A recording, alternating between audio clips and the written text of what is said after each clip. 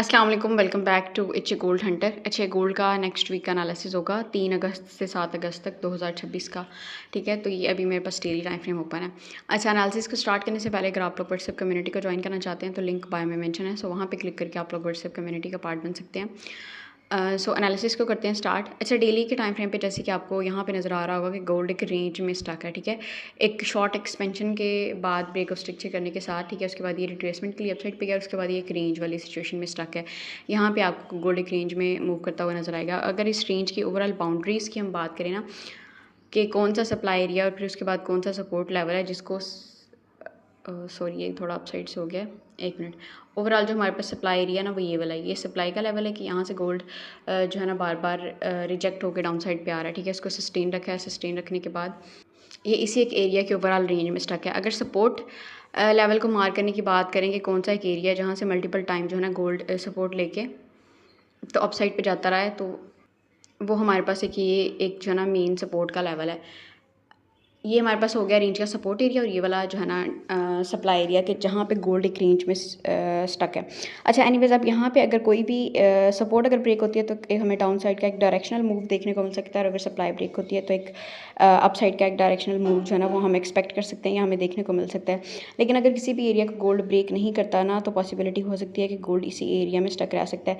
लेकिन एक दफ़ा गोल्ड अगर इस अपनी जो है ना सपोर्ट लेवल को ब्रेक कर देगा ना, तो फिर हम कहाँ तक गोल्ड को डाउन साइड पे एक्सपेक्ट कर सकते हैं। डेली टाइम फ्रेम के अकॉर्डिंग हम जो ना गोल्ड का एनालाइज करेंगे। अच्छा, इसमें मैं ग्रीन हॉरिजेंटल लाइंस मार करूँगी ताकि जो है ना हम अच्छा वो जो मेन सपोर्ट है ना वो अगर ब्रेक होती है तो गोल्ड इस एरिया तक अप्रोच कर सकता है। इस एरिया तक क्यों अप्रोच कर सकता है कि यहाँ पे जो है ना ये हमारे पास कह लें कि एक मेजर स्विंग लो पॉइंट है। ठीक है, इसकी लिक्विडिटी स्वीप करने के बाद गोल्ड अगर इस एरिया में ट्रैप करता है तो ये वाला एक अच्छा एरिया हो सकता है गोल्ड को बाय करने के लिए। ठीक है, फिर नेक्स्ट हम गोल्ड को यहाँ से अपसाइड पे एक्सपेक्ट कर सकते हैं। ये आप यहाँ पे चेक कर सकते हैं 3851 टू 3869। ठीक है, ये वाला लेवल प्रॉपर अगर गोल्ड डाउन साइड पे ब्रेक करता है कि कोई भी डेली या 4 इंच की solid candle bearish strong bearish candle इससे डाउन साइड पे क्लोज करती है, तो फिर हम गोल्ड को 3870 तक एक्सपेक्ट कर सकते हैं। ठीक है, पूरा जोन है।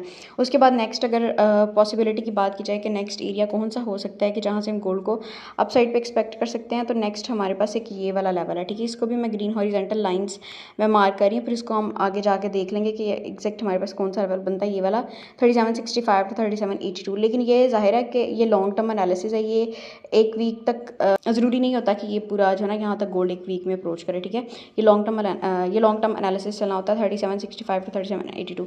अच्छा, कि हमने सपोर्ट के लेवल्स मार्क कर लिए हैं। अगर हम सप्लाई एरियाज़ की मार्किंग की बात करें तो ये एक तो हमारे पास फर्स्ट सप्लाई एरिया जो कि 2 टाइम गोल्ड इसको प्ले कर चुका हुआ है।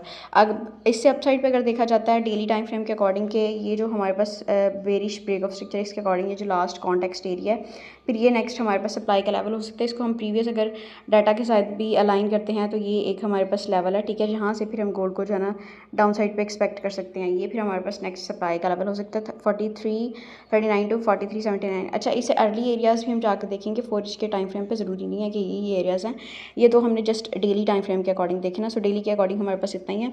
अब मूव करते हैं 4 इंच के चार्ट पे। अच्छा, 4 इंच के चार्ट पे भी आपको ये नज़र आ रहा होगा कि सारी गोल्ड एक रेंज वाली सिचुएशन में ही स्टक है, और यहाँ से भी ये गोल्ड इसी एरिया से एक रिस्पेक्ट लेके गया, तो ये एक मेन हमारे पास सपोर्ट का लेवल है कि जिसको अगर गोल्ड ब्रेक करता है तो फिर डाउन साइड पे हम इसको देख सकते हैं।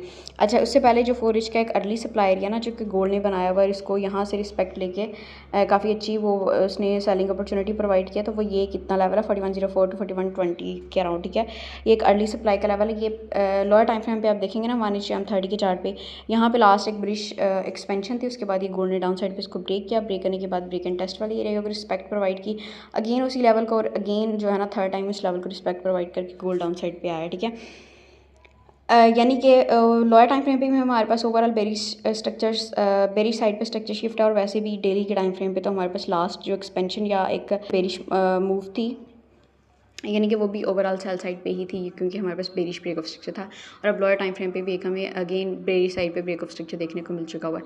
सो ये वाला सप्लाई अगर सस्टेन रहता है तो गोल्ड पॉसिबिलिटी हो सकती है कि इस डिमांड को ब्रेक करे।